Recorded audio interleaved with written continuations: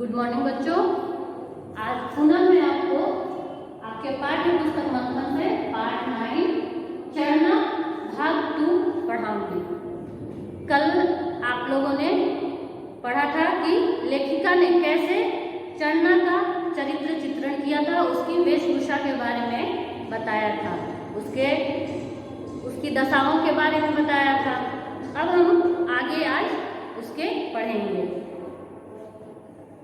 चढ़ना का अदम्य साहस और विश्वास तो दृढ़ था ही, विश्वास भी ऐसा था उसका कि जो धरती को चुनौती दे रहा था।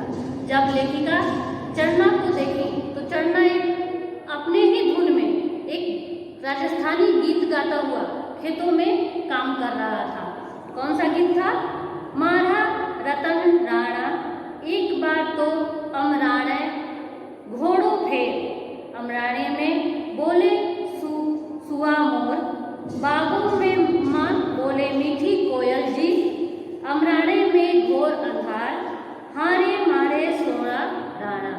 ये वो गीत गा रहा था और खेतों में काम कर रहा था। इस गीत का अर्थ है, मेरे रतन राणा एक बार तो अमराणे की ओर अपना घोड़ा लौटाओ। अमराणे में मोर बोलते हैं, बागों में कोयल बोलती है, आज अमराणे में घोर अंधेरा है, एक बार तो अमराणे की ओर अपना घोड़ा लौटाओ। सूखी धरती में लगातार फावड़ा चलाता चढ़ना अपने काम में इतना तल्लीन था कि उसे किसी की उपस्थिति का आभास भी नहीं हुआ। बंजर से सूखी धरती पर अपने श्रम का पसीना टपकाते चढ़ना के ओजस्वी स्वरों को सुनकर मेरे यानी लेखिका के कदम रुक गए। दूर पहाड़ी से टकराती चढ़ना की आवाज उसके स्वाभिमान का गीत गाती लग रही थी। मतलब जब लेखिका वहां पहुंची तो चढ़ना जो गीत गा रहा था वो आसपास के पहाड़ों से टकराती हुई वापस लौट रही थी, जो यह आभास करा रही थी उसके दुख का। और चढ़ना जो था वो सूखी धरती पर अपने मेहनत का पसीना टपकाते हुए अपने फावड़े से मिट्टी को कोड़ता काम करता जा रहा था। तो लेखिका क्या बोलती है, उसने चढ़ना में देखा नहीं कि वहां पे कोई आया भी है। वो अपने काम में इतना लीन था कि उसे ये आभास ही नहीं हुआ कि वहां पे कोई और भी है। तो लेखिका ने पीछे से उससे कहा कि सूखी धरती में बीज डालने से क्या फायदा। मेरे प्रश्न को सुनकर, यानी जब लेखिका ने ऐसा कहा तो उनके प्रश्नों को सुनकर चढ़ना क्षण भर को फावड़ा धरती पर रोका।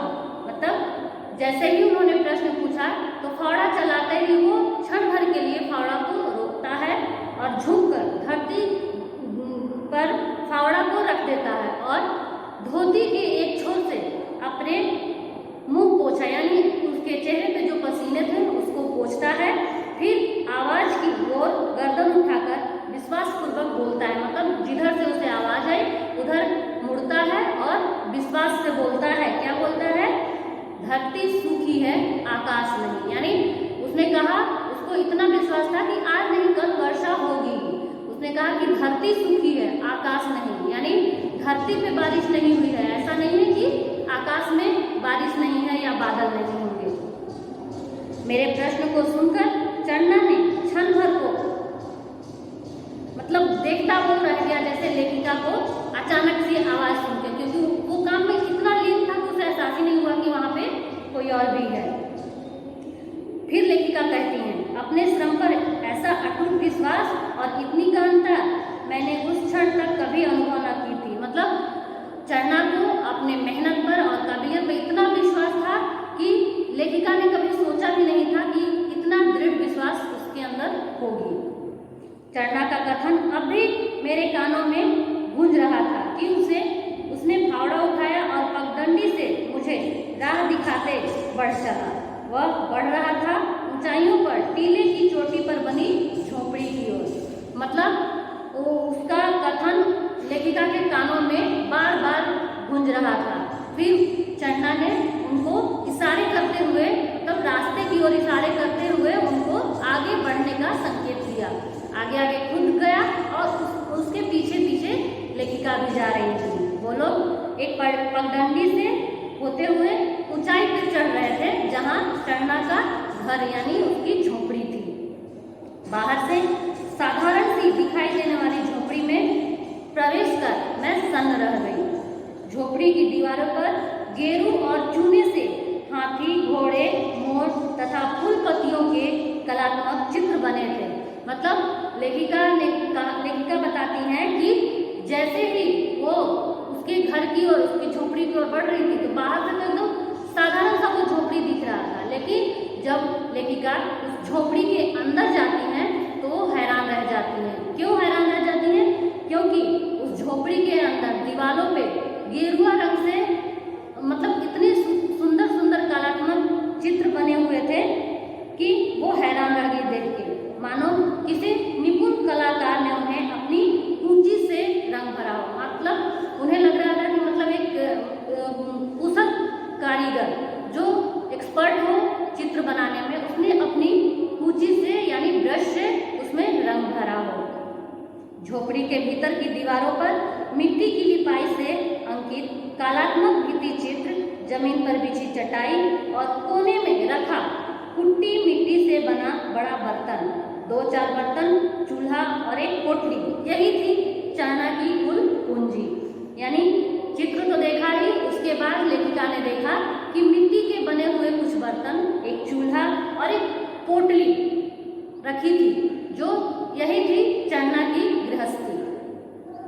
फिर चरना किसने बनाए थे ये सब चित्र? लेखिका ने चरना से पूछा कि चरना ये सब चित्र किसने बनाए हैं? यह सुनते ही वह मानो किसी कल्पना लोक में पहुंच गया हो, यानी सोच में डूब गया हो। उसी ने सब बनाया था भाई साहब, वही बनाती थी सब। 2 साल पहले राम जी को प्यारी हो गई, बेटा भी साथ ले गई। बड़ी भली थी वह, हाथ में जादू था उसके, मिट्टी छू ले तो मिट्टी बोलने लगे। यह चटाई है ना, उसी के हाथ की बनी है, बांस की छाल से क्या टोकरे और चटाइयाँ बुनती थी, हाथ लगाया नहीं कि चटाई पूरी, ऐसी बिजली सी फुर्ती थी उसमें। मतलब चरना जो है अपनी पत्नी की तारीफें करते हुए बताता है कि भाई साहब ये मेरी पत्नी ने सब बनाया है, क्या बांस की लकड़ियों से क्या वो टोकरियाँ बुनती थी, क्या चटाइयाँ बुनती थी, मतलब हाथ लगाया नहीं कि चटाइयाँ तैयार। जमीन पर उकड़ू बैठे चरना के चेहरे पर क्षण भर को निराशा का भाव आया, परंतु फिर भी उसकी आंखों में चमक थी, मानो वह अपनी पत्नी की उपस्थिति अब भी महसूस कर रहा हो। ये सब बोलते हुए चरना के चेहरे पे निराशा झलक रही थी। उसके आंखों में ये दिख रहा था कि वो अभी भी अपनी पत्नी को उस झोपड़ी में महसूस कर सकता है।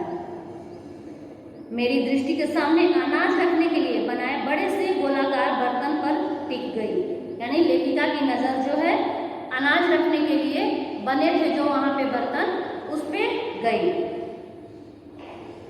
मिट्टी से बने हुए बर्तन पर गेरू और सफेद रंग से बहुत ही बारीकी से बेल बूटे बनाए गए थे।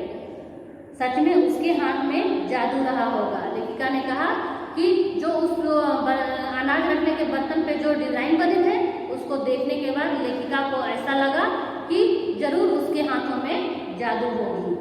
उसका बुदा हुआ चेहरा ऐसा फूल सा खिलता था, ढाणी के लोग देखते ही रह जाते थे। चरना उस समय अपने सुनहरे अतीत में तल्लीन था, मतलब अपने बीते हुए कल में चरना जीने लगा और बोला कि उसका ऐसा सुंदर चेहरा फूल जैसा खिलता हुआ देखकर ढाणी यानी गांव के लोग उसे देखते रह जाते थे। आवाजों में जादू था उसकी, इतना नाचती थी कि पांव थकते ही न थे।